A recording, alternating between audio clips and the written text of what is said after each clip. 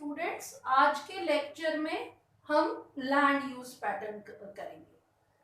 Land use pattern, pattern का मतलब है स्वरूप। पहले हमें ये मतलब समझना चाहिए। लैंड यूज, जो पिछले लेक्चर में हमने टाइप्स ऑफ लैंड यूज पढ़ा था, हमारे देश में इंडिया में लैंड यूज पैटर्न, उसका स्वरूप कैसा है। अब इसमें जितने भी हमने एरियाज पढ़े थे, जैसे कि इंडिया का ज्योग्राफिकल एरिया, सबसे ज्यादा इस पर फोकस करना है कि इंडिया का ज्योग्राफिकल एरिया कितना है। इंडिया का geographical area 3.28 million square kilometre है, यानी कि 32.8 लाख स्क्वायर किलोमीटर है।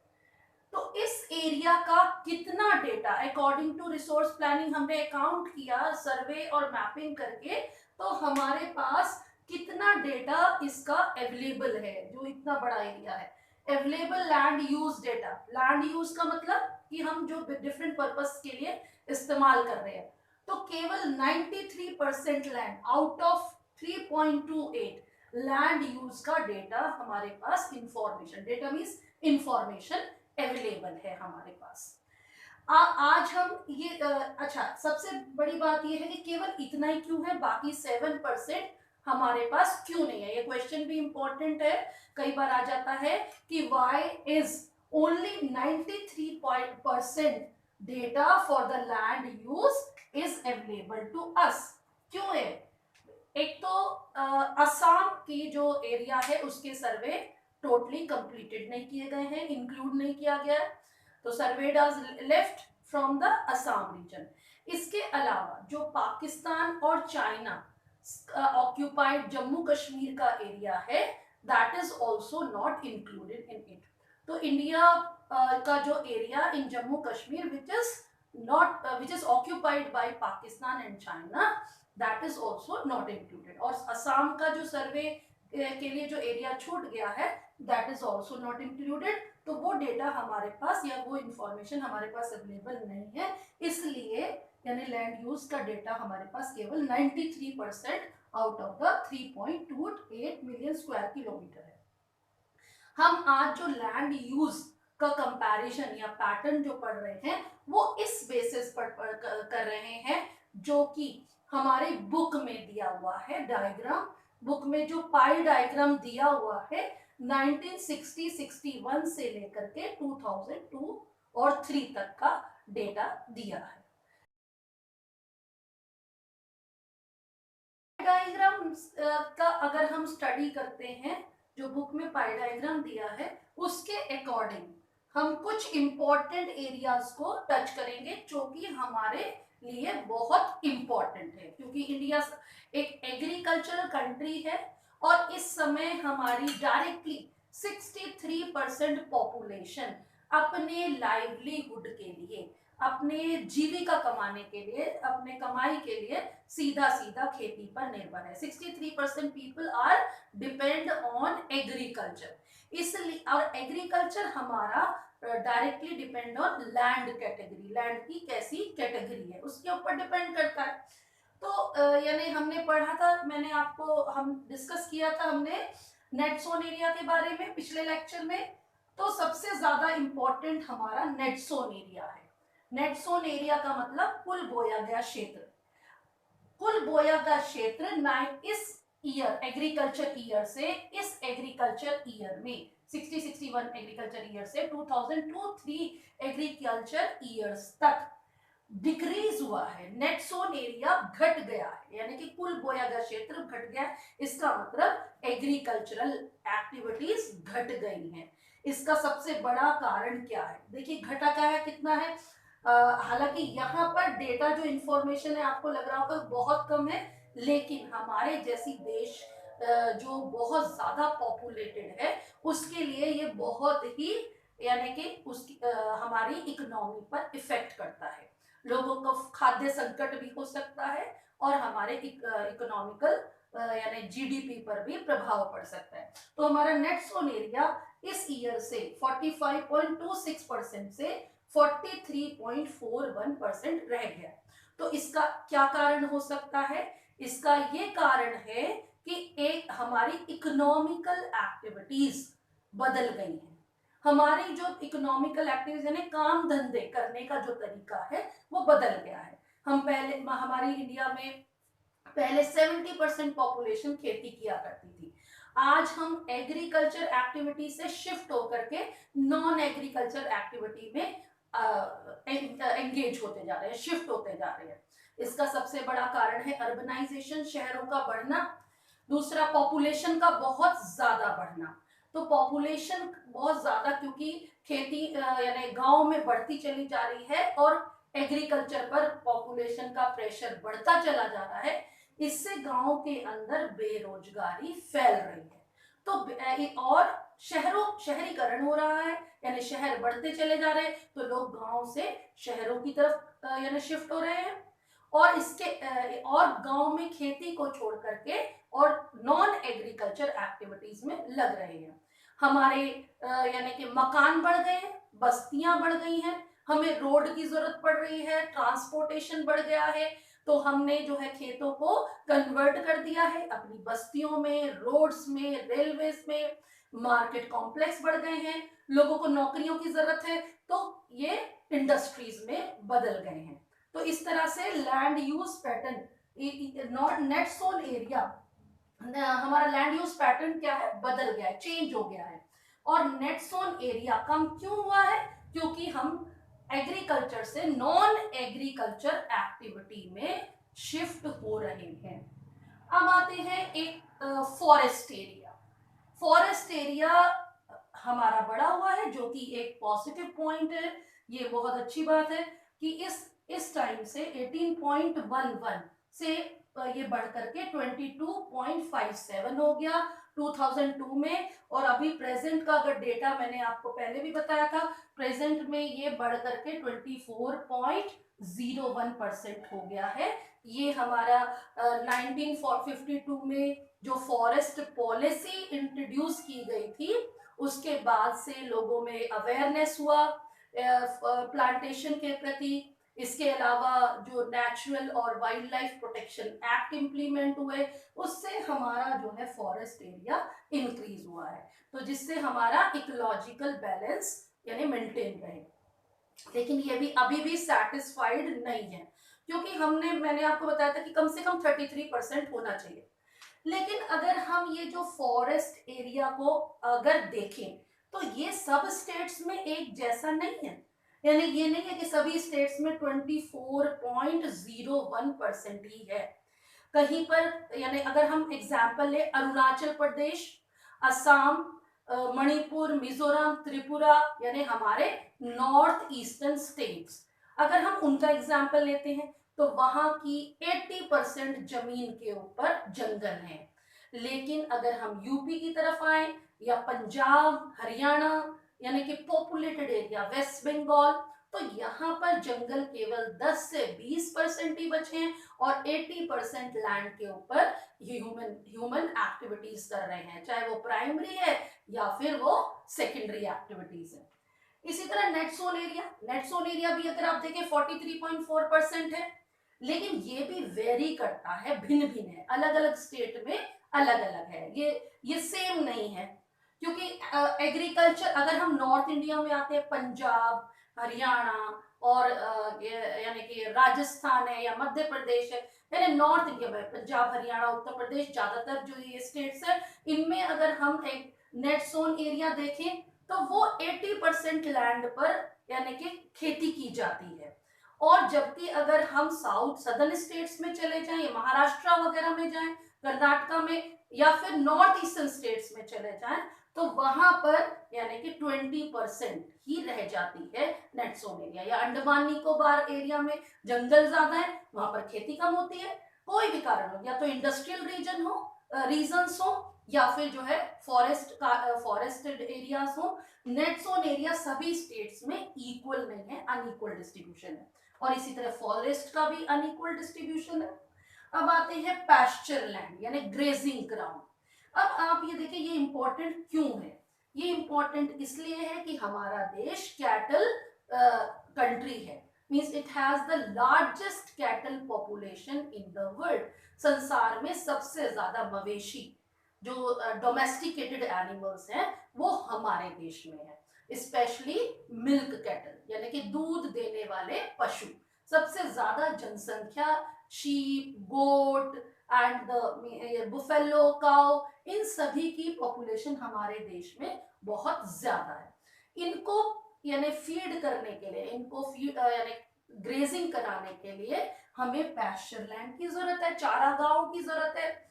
लेकिन जबकि हमारे देश में सबसे ज्यादा कैटल पॉपुलेशन है, और ये हमारी ट्रेजेडी है कि पैस्चर लैंड डिक्रीज हो गई है। पहले ये 4% थी और डिक्रीज होकर के 3.45% रह गई है। और यानी कि अगर इतनी बड़ी पॉपुलेशन है और उसको केवल हम 3.45 out of the total geographical area, इतनी कम परसेंट पर पैस्चर या ग्रेजिंग ग्राउंड है, तो हम कैसे फीड करेंगे। और इसके घटने से जो है बहुत प्रभाव पड़ा है, क्योंकि हमारे मवेशी, हमारे जो कैटल पॉपुलेशन है वो भी नेट जोन एरिया पर डिपेंड हो गई है, एग्रीकल्चर लैंड के ऊपर डिपेंड हो गई है, क्योंकि हम अब जमीन को फॉडर क्रॉप उगाने में लगा रहे हैं, क्योंकि हमने पैस्चर लैंड को या तो नेट जोन एरिया में इंक्लूड कर लिया है या अपनी नॉन एग्रीकल्चरल एक्टिविटीज में इंक्लूड कर लिया है, क्योंकि हमने पैस्चर लैंड्स खत्म कर दिए। इसलिए जो है आज हमारे मवेशी जो है एग्रीकल्चर पर डिपेंड है, एग्रीकल्चर वेस्ट पर डिपेंड है। इससे क्या होगा, हमारे एनिमल्स को यानी हमारे जो कैटल है उनको न्यूट्रिशनल डाइट नहीं मिल रही है ढंग से, और इससे हमारा मिल्क प्रोडक्शन घट रहा है। जबकि हमारा देश एक ऐसा देश है जहां पर ज्यादातर लोग वेजिटेरियन डाइट वाले हैं, प्रोटीन डाइट मिल्क है उनके लिए बहुत इंपॉर्टेंट है। उसके बावजूद, इतनी कैटल पॉपुलेशन के बावजूद भी इंडिया इतना मिल्क प्रोडक्शन नहीं कर रहा है। उसका कारण क्या है कि हमारे पैस्चर लैंड डिक्रीज हो गए। इसके साथ साथ हमने एग्रीकल्चर लैंड को जब अगर हम ऑक्यूपाई करेंगे तो हमारे सामने एक बड़ी समस्या आ गई है कि हमारी खुद की पॉपुलेशन, देश की मनुष्य की पॉपुलेशन भी बहुत ज्यादा है, तो हम यानी कि नेट जोन एरिया के ऊपर फॉडर का भार और इंक्रीज हो गया है। अब आते हैं पैस्चर लैंड की कमियां, आपको समझ में आ गई होंगी, उसके घटने से क्या क्या नुकसान हो सकते हैं। अब आते हैं फैलो लैंड। फैलो लैंड भी बहुत जरूरी है, क्योंकि अगर हम लगातार खेती करते रहेंगे और जमीन को रेस्ट नहीं देंगे तो वो फर्टिलिटी कैसे दोबारा से रिटेन करेगी। लेकिन अभी हमारी फैलो लैंड, ये चिंता का विषय कि फैलो लैंड घट गई है, 3.5 से 3.3 हो गई है अकॉर्डिंग टू दिस डेटा, इस इंफॉर्मेशन के अकॉर्डिंग। तो ये घटने से हमें क्या नुकसान हुआ, हमारे खेत जो है लगातार हम इस्तेमाल करते जा रहे हैं, एग्जॉस्ट होती जा रही है हमारी लैंड रिसोर्स, यानी कि डीग्रेड, उसकी क्वालिटी डीग्रेड होती जा रही है। तो फैलो लैंड क्यों घट गई है, क्योंकि हमने क्या किया, फैलो लैंड को नेट जोन एरिया में इंक्लूड कर दिया। क्योंकि नेट जोन एरिया अगर हम घटा देते हैं तो क्या होगा कि हमारी क्रॉप प्रोडक्शन कम हो जाएगा, और फूड क्रॉप प्रोडक्शन कम होते ही देश में फूड का संकट हो जाएगा। इसलिए हमने नेट जोन एरिया को बढ़ाने के लिए अपना फैलो लैंड उसी में इंक्लूड कर लिया। अगर हम इसमें इंक्लूड कर लेते हैं तो ये 52% हो जाता है। फैलो लैंड को अगर हम नेट जोन एरिया में प्लस कर देते हैं तो ये 52% हो जाता है, और ऐसा ही हमने किया है। और फैलो लैंड अगर हम नहीं छोड़ते हैं तो हमारी जो जमीन की क्वालिटी है वो डिक्लाइन हो रही है।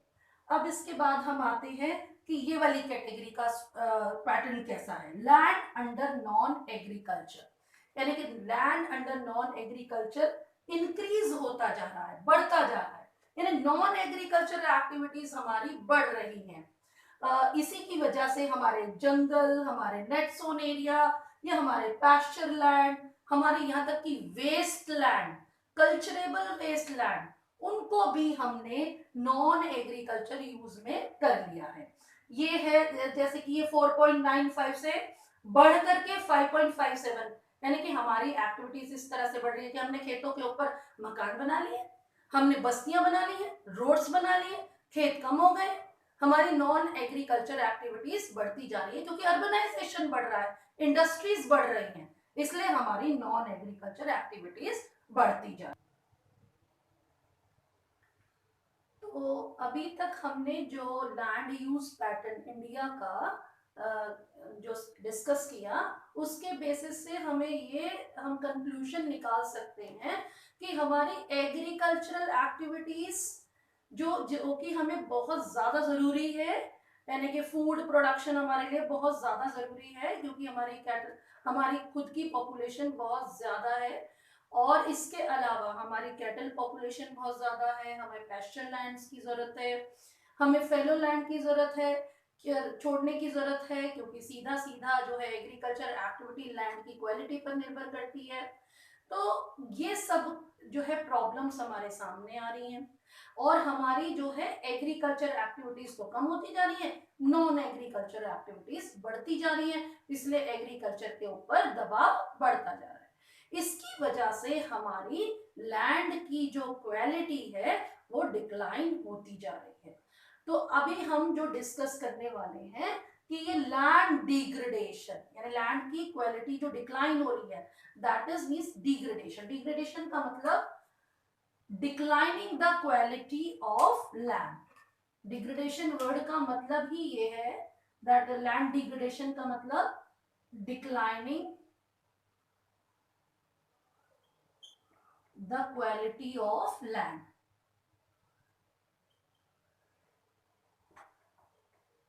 और उसकी वजह से बहुत सारी समस्याएं हमारे सामने आ रही हैं। सबसे पहले हम डिस्कस करेंगे उसके क्या कारण हैं, क्या क्या कारण हैं जिसकी वजह से हमारी लैंड डिग्रेडेशन हो रहा है। कुछ तो हमारे नेचुरल कॉजेस हैं, नेचुरल हैजार्ड्स हैं, जैसे लैंडस्लाइड्स है, अर्थक्वेक है, फ्लड्स है। नेचुरल हैजार्ड्स भी एक हद तक जो है लैंड डिग्रेडेशन में यानी रिस्पॉन्सिबल है, जिम्मेदार है, लेकिन उतना जिम्मेदार नहीं है जितना कि हमारी ह्यूमन एक्टिविटीज जिम्मेदार है। तो कॉजेज में हम ज्यादा जो डिस्कस कर रहे हैं, फोकस कर रहे हैं, वो ह्यूमन एक्टिविटीज को डिस्कस कर रहे हैं कि किस कारण से मनुष्य की एक्टिविटीज ने यानी लैंड डिग्रेडेशन को कर दिया है, यानी हमारी लैंड की क्वालिटी, लैंड रिसोर्स की क्वालिटी को डिक्लाइन कर दिया है। सबसे पहले डिफॉरेस्टेशन। डेवलपमेंट के नाम पर, इकोनॉमिकल डेवलपमेंट के नाम पर, सोशल डेवलपमेंट के नाम पर हमने जंगलों को धड़ाधड़ काट दिया, for agriculture, for industrial setup, for human settlement, यानी बस्तियां बनाने के लिए, मार्केट बनाने के लिए, ट्रांसपोर्टेशन का डेवलप करने के लिए हमने डिफॉरेस्टेशन कर दिया है, जिससे क्या हो रहा है कि जमीन की जो असली क्वालिटी थी वो डिक्लाइन हो गई। जैसे कि हमारे एग्जाम्पल स्टेट्स में ले सकते हैं, एमपी है, महाराष्ट्र है, छत्तीसगढ़ है, झारखंड है। यहाँ के एरियाज को इंडस्ट्रियल एरिया डेवलप करने के लिए, क्योंकि हम मिनरल्स बहुत मिलते हैं, इसलिए हमने उनको डिफॉरेस्टेटेड कर दिया है। या हम राजस्थान जो डेजर्टिफिकेशन, राजस्थान का डेजर्ट है, वो उसका डेजर्टिफिकेशन हो रहा है, यानी कि डेजर्ट इंक्रीज हो रहे हैं, बढ़ रहे हैं। राजस्थान का डेजर्ट केवल राजस्थान तक नहीं रुका है, उसने उधर नॉर्थ में हरियाणा को ऑक्यूपाई कर लिया है, और साउथ में यानी गुजरात तक पहुंच गया है, इधर यानी कि कुछ मध्य प्रदेश का एरिया, महाराष्ट्र, इस तरह से डेजर्ट बढ़ते चले जा रहे हैं। उसका एक सबसे बड़ा कारण है डिफॉरेस्टेशन। तो मध्य प्रदेश हो गया, झारखंड, छत्तीसगढ़, ये सब एरिया जो है डिफॉरेस्टेशन के कारण बहुत अफेक्टेड होते जा रहे हैं। दूसरा कारण है माइनिंग। माइनिंग यानी कि जमीन से मिनरल्स को निकालना, extract the minerals from the ground. अब हम माइनिंग, हमारी इंडस्ट्रीज माइनिंग पर डिपेंड है, मिनरल्स के ऊपर डिपेंड है, लेकिन हमारा जो माइनिंग करने का तरीका है, जो जमीन के अंदर टनल्स और होल्स बनाते हैं, तो उनको यानी ये साइंटिफिक नहीं है। हम क्या करते हैं, इंडिया में ज्यादातर क्या किया जाता है, माइनिंग जब की जाती है तो क्वेरिंग के फॉर्म में की जाती है। क्वेरिंग का मतलब ऊपर ऊपर से मिनरल निकाल लेते हैं। क्वेरिंग का मतलब है ऊपर ऊपर से, अपर सरफेस से मिनरल निकाल लेना। एक माइन में, एक होल या टनल में आखिरी तक मिनरल को हम नहीं निकालते हैं।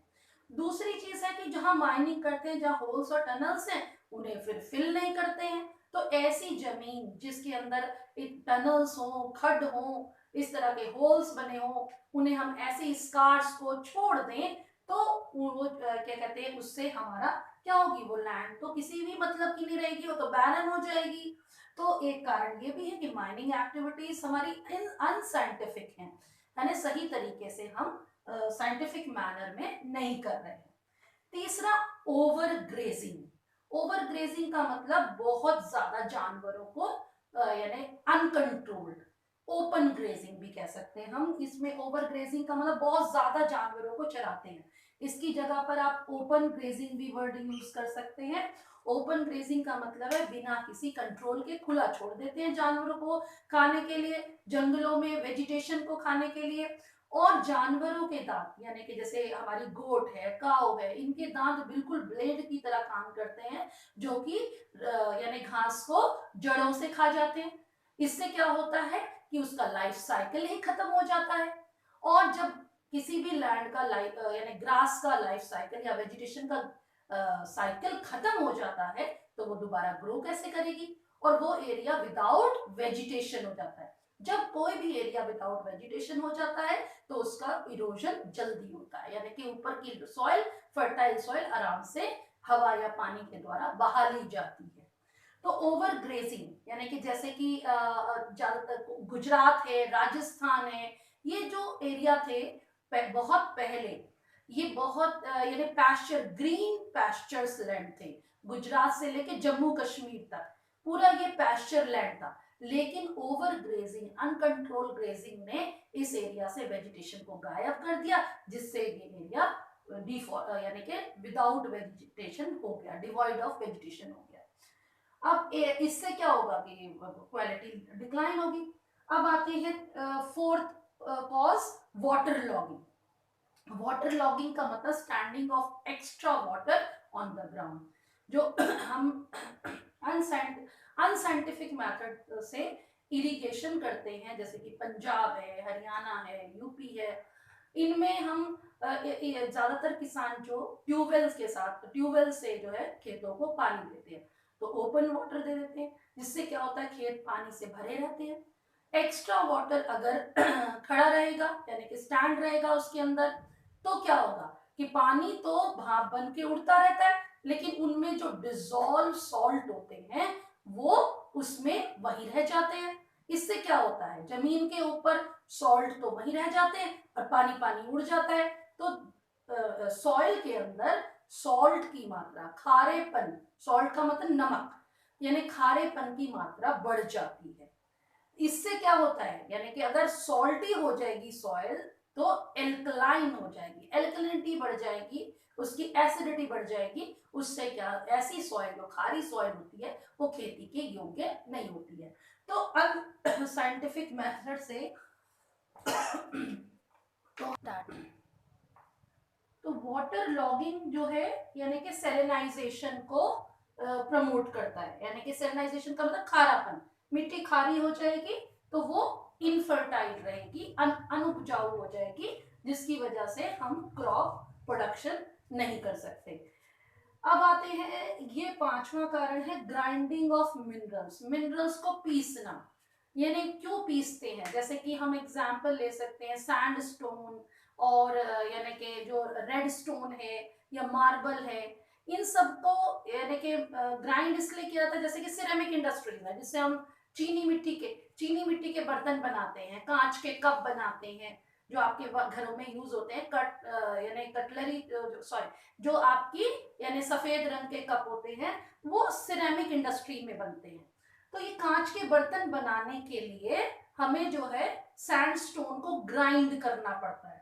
ग्राइंड करने से मिनरल का पाउडर उड़ने लग जाता है, और ये पाउडर जब आसपास की जमीन में मिट्टी में मिल जाता है तो मिट्टी की वाटर रिटेनिंग पावर को कम कर देता है, यानी पानी को सोखने की क्षमता को कम कर देता है। अब अगर पानी जो है मिट्टी के अंदर नहीं फिल्टर होगा तो वाटर यानी सॉइल कैसी हो जाएगी, ड्राई हो जाएगी, और ऐसी ड्राई सॉइल यानी कि इनफर्टाइल रहेगी, यानी खेती को सपोर्ट नहीं करेगी। तो ग्राइंडिंग ऑफ मिनरल भी हमारी यानी क्वालिटी, लैंड रिसोर्स की क्वालिटी को डिग्रेड करता है। इसके अलावा हमारा जो अर्बन वेस्ट है, इसको जो हम डिस्पोज करते हैं, फेंकते हैं अर्बन में, यानी कि आपके चाहे वो इंडस्ट्रीज है, इंडस्ट्रीज का जो सॉलिड वेस्ट है या हमारे घरों से निकलने वाला जो कूड़ा है, चाहे वो कांच हो या प्लास्टिक हो या कोई भी चीज हो, पॉलिथीन हो, ये सभी जो है कूड़े को फेंकने का जो तरीका है, डिस्पोज करने का जो तरीका है, वो बहुत गलत है, जिससे उन एरियाज की जमीन, जैसे कि आपने दिल्ली के शकरपुर बस्ती एक बहुत बड़ा एग्जाम्पल है जहां कूड़े के ढेर, कूड़े के पहाड़ बने हुए हैं। तो ऐसी जमीन वो किसी भी काम की नहीं रही, उस पर हम कोई भी कंस्ट्रक्शन नहीं कर सकते, ना कोई एक्टिविटी कर सकते, ना एग्रीकल्चर, ना ही नॉन एग्रीकल्चर एक्टिविटी कर सकते। तो इसलिए जो है ये सभी कारण हैं, ये जो 6 कारण हैं यहाँ पर लिखे हैं, जो कि लैंड डिग्रेडेशन की क्वालिटी को डिक्लाइन करते हैं। हमने कॉजेस पढ़े, अब हम करेंगे कंजर्वेशन मेजर्स। तो जो डिक्लाइनिंग हो गई है लैंड को, उसे कैसे बचाएं, उसके एक सेविंग स्ट्रेटेजीज का मैं पहले भी मीनिंग बता चुकी हूँ, वो कौन से कदम है, कौन से एक्शन है जो हमें लेने हैं। तो जो कारण है अगर हम उनका ही अपोजिट करेंगे तो हमारे यानी कि कंजर्वेशन हो जाएगी, सेव हो जाएगी लैंड। जैसे कि डिफॉरेस्टेशन पहला हमारा कारण था, अगर हम डिफॉरेस्टेशन की जगह पर अफॉरेस्टेशन करें, यानी planting more and more trees, ज्यादा से ज्यादा पेड़ लगाएं। माइनिंग केवल यानी कि सिर्फ माइनिंग या क्वेरिंग नहीं होनी चाहिए, साइंटिफिक माइनिंग होनी चाहिए, और जो होल या टनल छोड़ दिए हैं उनको भर देना चाहिए, फिल कर देने चाहिए गैप्स को।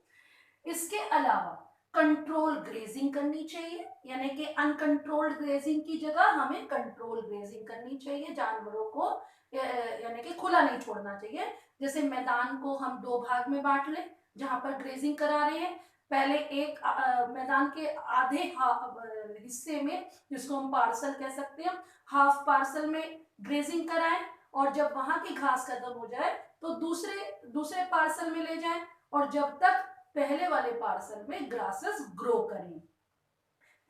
और इसके अलावा जैसे कि हमने ओवर इरिगेशन यानी वाटर लॉगिंग की प्रॉब्लम कब होगी, जब ओवर इरिगेशन होगा ट्यूबवेल से, तो उसकी जगह पर हम scientific irrigation, drip irrigation, sprinkle irrigation कर सकते हैं। इसके बाद मैंने आपको बताया डेजर्ट बढ़ रहे हैं, डेजर्ट क्योंकि तो स्टेबलाइजिंग ऑफ डेजर्ट कर सकते हैं, यानी डेजर्ट्स को रोकने का काम।